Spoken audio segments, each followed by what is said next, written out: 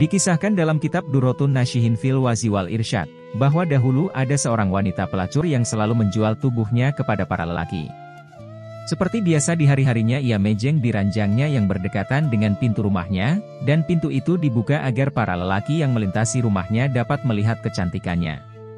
Suatu hari ada seorang pria ahli ibadah yang melintas di depan rumah pelacur.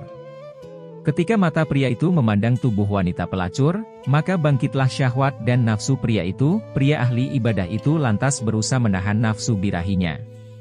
Ia juga berdoa kepada Allah Subhanahu wa Ta'ala agar menghilangkan perasaan buruk yang tengah melanda hatinya. Namun meskipun sudah ditahan, nafsu ahli ibadah itu masih terus membara, tegang dan akhirnya ia tidak mampu lagi menahan hawa nafsunya. Pria ahli ibadah itu lantas nekat mencari cara agar bisa mendapat uang untuk biaya tarif bersama wanita pelacur itu. Alhasil pria itu lalu menjual semua baju-baju yang ia miliki untuk mendapatkan uang. Dari hasil penjualan semua bajunya itu, akhirnya pria ahli ibadah itu berhasil mendapatkan uang dan mengumpulkannya sesuai tarif yaitu 10 dinar. Setelah itu pria itu lantas mendatangi rumah si pelacur untuk memesan dan membayar tarif layanan. Setelah sampai, wanita pelacur lantas menyuruh pria itu untuk membayar uang tarif layanan kepada manajernya yang tak lain adalah tetangganya. Kemudian si pelacur memberikan jadwal kapan hari dan waktu tepatnya untuk melakukan hubungan esek-esek itu. Ya ibarat memesan nomor antrian lebih mudahnya, tepat pada waktu yang telah disepakati, pria ahli ibadah itu mendatangi rumah si wanita pelacur. Setelah sampai, terlihat si wanita telah berhias rapi dan duduk di atas ranjangnya. Si pria kemudian masuk ke rumah dan duduk bersama pelacur di atas ranjangnya. Ketika pria ahli ibadah mengulurkan tangannya kepada si wanita pelacur, tiba-tiba hatinya terguncang dahsyat sebab rahmat Allah atas segala taubat dan ibadah ahli ibadah itu sebelumnya. Dalam hati si pria terbesit bahwa seakan-akan Allah Subhanahu wa Ta'ala tahu akan kondisinya sekarang dan ia merasa amal ibadahnya seluruhnya akan lenyap. Seketika wajah pria itu kemudian berubah pucat pasi, gemetarlah seluruh persendian tubuhnya dan terbesit sesuatu yang mengerikan di dalam hatinya. Mendapati kondisi seperti itu, wanita pelacur lalu bertanya, "Hei kamu itu kenapa?" Si pria menjawab, "Sebenarnya aku takut kepada Allah, biarkanlah aku keluar saja." Dengan agak emosi si wanita membentak, "Sialan kamu! Banyak orang yang sungguh menginginkan apa yang kamu dapat ini, kamu ini sebenarnya kenapa?"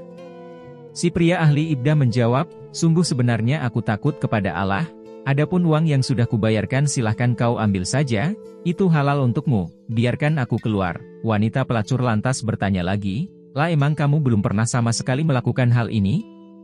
Pria ahli ibadah menjawab, "Belum sama sekali." Si wanita bertanya, "Sebenarnya kamu ini dari mana dan siapa namamu?" Kemudian pria ahli ibadah itu menjelaskan siapa jati dirinya. Setelah mendengar alasan si pria, wanita pelacur lalu mempersilahkan pria itu untuk keluar. Pria ahli ibadah itu lantas keluar lalu menyumpahi dan mengutuk dirinya sendiri. Tidak hanya itu, ia juga menangisi dirinya sendiri akan perbuatan yang barusan ia hendak lakukan.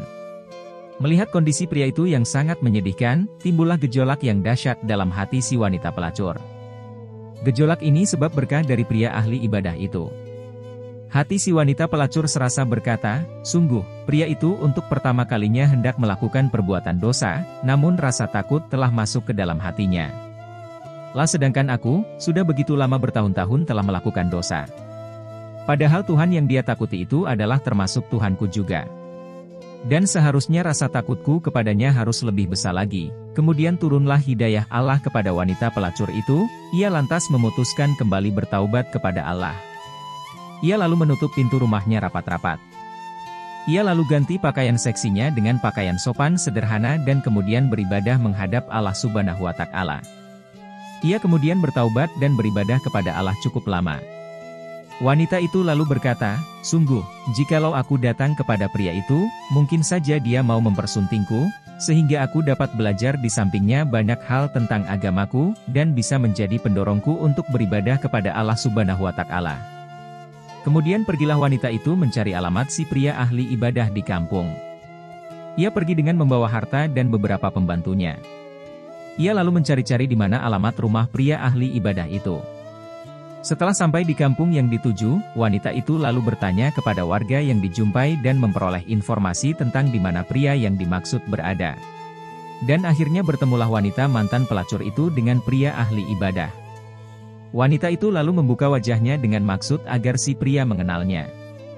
Dan benar, meski setahun telah berlalu, pria ahli ibadah itu masih mengenalinya. Kemudian teringatlah kembali pria itu akan peristiwa menakutkan yang dulu pernah terjadi.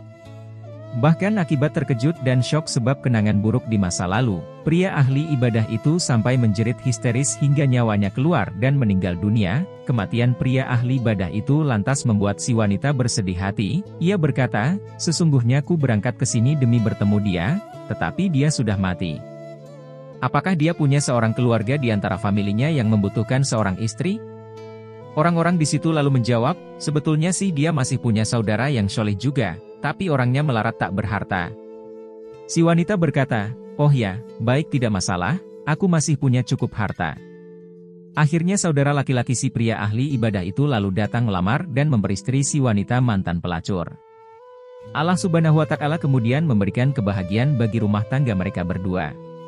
Tidak hanya itu, dari hasil pernikahan itu, mereka berdua kemudian dikaruniai 7 anak laki-laki, dan semua anak itu Allah angkat menjadi nabi-nabi di kalangan Bani Israel. Anugerah besar ini semua adalah barokah dari taubat yang sungguh-sungguh. Subhanallah, semoga kisah ini bermanfaat, wallahu a'lamu bishawab.